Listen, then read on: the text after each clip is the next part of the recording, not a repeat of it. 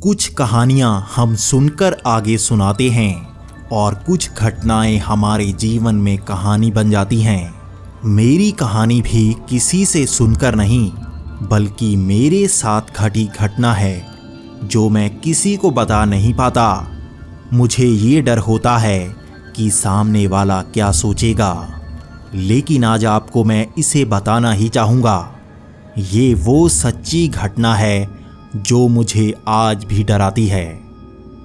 ये बात तब की है जब मैं इंदौर काम करने के लिए गया हुआ था। मुझे यहाँ काम तो मिल गया था, लेकिन किराए का घर ढूंढना एक बड़ी परेशानी थी। पूरा दिन शहर में घूमकर मैं थक गया था। कहीं मकान मालिक किराया ज़्यादा मांग रहा था, तो कहीं घर काम से बहुत ज़्यादा दूर था। वैसे भी इंडस्ट्रियल एरिया था भी तो शहर से बाहर। शाम को जाकर शहर के बाहर मुझे एक मकान किराए पर मिला। भले ही घर शहर से बाहर था, लेकिन काम के तो पास था। मैं यहाँ से पैदल 15 मिनट चलकर काम तक जा सकता था। यह एक पुराना मकान था जिसमें एक बुजुर्ग दंपत्ति रहता था। इस इलाके को शहर नहीं, गांव ही कह सकते थे, क्योंकि यह बहुत ही पुराना सा इलाका था। घर तो अच्छा था, लेकिन थोड़ा पुराना था, तो साफ सफाई का ज़्यादा झंझट रहता था। लेकिन मुझे अपने घर से ज़्यादा अजीब पास वाला घर लगता था। वो एक पुराना टूटा हुआ घर था, जैसे कोई भूत बंगला हो। हर रोज़ शाम को मैं काम से आता तो अंधेरा सा हो जाता। मैं उसी घर के सामने से होता हुआ आगे वाली कॉलोनी के ग्राउंड में सैर करने के लिए जाता। वो बुजुर्ग दंपत्ति दूसरी मंजिल पर रहते थे, तो मैं नीचे होने का फ़ायदा उठाता था। मैं सैर लेट तक करता था। मैं कभी कभी रात 11 बजे तक ग्राउंड में ही बैठा रहता। पहले कुछ दिन तो ऐसा ही हो रहा था, लेकिन अगला हफ्ता कुछ अजीब था।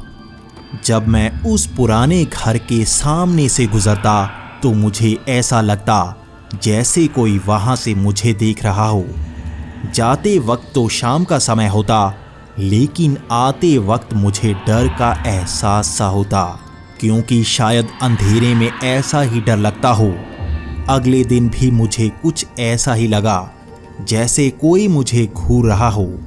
मुझे ऐसा भी लगा कि शायद वो मेरे पीछे भी आया हो। ये हर रोज़ का काम सा हो गया था। मुझे ऐसा लग रहा था जैसे वहाँ से कोई मुझे देखता और मेरा पीछा सा करता हो। मैं वैसे कोई डरपोक इंसान नहीं हूँ, क्योंकि ये मेरा भ्रम भी तो हो सकता था, तो मैंने ज़्यादा गौर नहीं किया। लेकिन कुछ दिन बाद हालात कुछ बदल से गए। मैं जब ग्राउंड में घूम रहा था तो बार बार मुझे पीछे किसी के चलने की आवाज़ सी सुनाई देती। वहाँ पर कई लोग और भी घूमने आते थे, लेकिन जब मैं अकेला रह जाता तब भी मुझे चलने की आवाज़ सी सुनाई देती। अब मुझे ऐसा एहसास सा होता था जैसे उस घर से कोई मेरे साथ आता और वापस उसी घर में चला जाता। ये मेरा भ्रम भी तो हो सकता है, लेकिन ऐसा एहसास मुझे पहले कभी नहीं हुआ था। काफ़ी दिनों तक ये एहसास मुझे होता जा रहा था। मुझे अब डर लगने लगा था कि क्यों मुझे ऐसा एहसास होता है। मुझे लगने लगा था जैसे कोई प्रेत उस घर से मेरे साथ आता हो। एक दिन मैंने शाम को ये बात मकान मालिक को बताई। पहले तो वो बस यही कह रहा था कि मुझे कोई भ्रम हो रहा है। बाद में उसने मुझसे कहा कि वो बहुत पुराना घर है, कब से वो बंद पड़ा है, हो सकता है कोई बुरा साया वहाँ रहता हो। मुझे उस रास्ते से जाना ही नहीं चाहिए। ग्राउंड जाने का दूसरा रास्ता भी तो है, मुझे उधर से जाना चाहिए। मुझे भी ये बात सही लगी।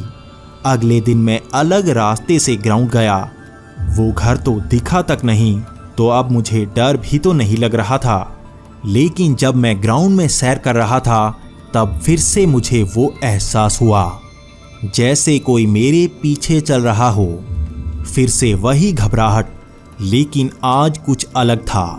क्योंकि मैं अलग रास्ते से आया था। मैं वापस भी इसी रास्ते से आया तो डराने की बात ये कि मुझे तो चलने की आवाज़ अब घर तक आई थी, जैसे किसी ने मेरा पीछा घर तक किया हो। अब तो मैं ज़्यादा डर रहा था, क्योंकि ऐसे तो अब घर तक ये डर का एहसास आ रहा था। अगले दिन मैं उस घर वाले रास्ते से गया ताकि वो डर का एहसास उसी घर तक रहे, लेकिन अब सब बदल गया था। वो कदमों की आवाज़ घर तक आती, चाहे मैं किसी भी रास्ते से जाता। वो आवाज़, वो पीछा करने का एहसास मुझे घर तक आता। ये क्या बला थी जो अब घर तक आ रही थी, लेकिन मेरा डर था कि वो अब मेरा पता तक जान गई थी। बस मुझे राहत थी कि वो आवाज़ घर के बाहर ही पीछा करती। ये भी बदला। एक दिन रात को जब मैं घर आया तो वो आवाज़ घर के बाहर बंद हो गई, लेकिन जब दरवाज़ा बंद करके मैं अंदर आया तो पीछे से दरवाज़ा खटखटाने की आवाज़ आई। शायद वो कोई पड़ोसी हो सकता था। जब मैंने दरवाज़ा खोला तो बाहर कोई नहीं था। तब मुझे ख्याल आया, कहीं ये वो बुरा साया तो नहीं। उस दिन के बाद अब सिर्फ बाहर ही कोई मेरे साथ नहीं, बल्कि घर में भी वो एहसास होता। कभी दरवाज़ा खटखटाने की आवाज़ तो कभी कुछ गिरने की आवाज़। पूरी रात ऐसा लगता जैसे कोई घर में मौजूद हो। मेरे मन का वहम कब का सच्चाई में बदल चुका था। मुझे तो ऐसा एहसास होता जैसे कोई मेरे आसपास सा हो। अब तो रात को सोते वक्त मेरा पलंग भी हिलता, जैसे कोई मेरे साथ वाली जगह पर सोता हो। ये एहसास डर की दस्तक बन गया था, जिसका असर मेरे काम पर पड़ रहा था। क्योंकि रात को मैं सो नहीं पाता, तब मेरी ड्यूटी की शिफ्ट भी चेंज हो गई और मेरी ड्यूटी टाइमिंग भी कम हो गई। मैं अब शाम को 4 बजे ही घर आ गया। वो दिन था जब मैंने मकान मालिक को सब बताया और कहा कि घर में मेरे साथ ये सब हो रहा है। मैं वो ज़्यादा समय बर्बाद नहीं कर सकता था। यहाँ तो मैं वो नींद भी नहीं ले पाता। तब मकान मालिक भी बोला कि वो रात को नीचे सो जाया करेगा तो मुझे डर नहीं लगेगा। अब मैं भी क्या कर सकता था, वो मेरी इतनी मदद कर रहा था। उस दिन मैं 5 बजे ही ग्राउंड में सैर करने चला गया। पहली बार मैं इतनी जल्दी यहाँ आया था, लेकिन सब अजीब तरह से मेरी तरफ देख रहे थे। सब बार बार मेरी तरफ घूर रहे थे। मैं भी ज़्यादा देर तक ये नहीं देख पाया और मैंने एक बुजुर्ग से पूछा कि वो मुझे ऐसे क्यों देख रहे हैं। उसका जवाब मेरे लिए एक झटके से कम नहीं था। उसने कहा, मैं इतनी देर उस घर में कैसे टिक गया हूँ, वहाँ पर कोई रहने नहीं आता। मैं जानना चाहता था कि आखिर ऐसा क्यों है। तो उसने कहा, वो घर भूतिया है। उस दंपत्ति का बेटा उसी घर में मर गया था। तब से वहाँ जो भी रहता है वो उसे डराता है। इसी कारण ज़्यादा समय वहाँ कोई नहीं टिकता। इस बात ने मुझे हिला सा दिया था। उस शाम मैं घर गया। मैं इस बात को पूछने की हिम्मत मकान मालिक से नहीं कर पा रहा था, क्योंकि मकान मालिक ने भी मुझे सच नहीं बताया। वो रात बहुत लंबी लग रही थी। वो मकान मालिक भी नीचे ही सो रहा था। आधी रात को फिर से मुझे मेरे पलंग के हिलने की आवाज़ आई, लेकिन इस बार जब मैंने पलट कर देखा तो एक काला साया मेरे सामने खड़ा था। मेरे गले से आवाज़ तक नहीं निकली। वो साया जैसे मुझे घूर रहा हो। मेरे हाथ पैर सन्न पड़ गए थे। मैं किसी तरह उठा और बाहर भागा। मैंने लाइट जलाई और मकान मालिक को जगाया। मैं उससे एक ही बात कह रहा था कि बस अब यहाँ नहीं रह सकता। वो दिन उस घर में मेरा आखिरी दिन था।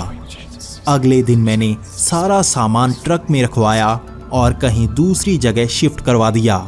शाम को मैं आखिरी कुछ चीज़ें लेने आया। मैं मकान मालिक के कमरे में गया ताकि उसे बता सकूं।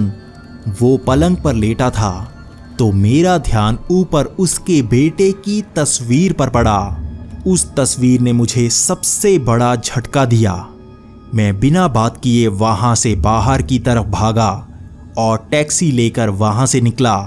आप भी जानना चाहते होंगे कि उस तस्वीर में क्या था, तो सुनिए। उसके बेटे की मौत 5 साल पहले हुई थी और उसके मरने की तारीख 13 अगस्त थी और आज भी तो 13 अगस्त ही है। मैं डर इसलिए रहा था कि अगर आज रात मैं उस घर में गुजारता तो मुझे किसका सामना करना पड़ता। मुझे उसके बाद कभी वो डर महसूस नहीं हुआ। मेरी उस घर या कहूँ बला से जान छूटी थी।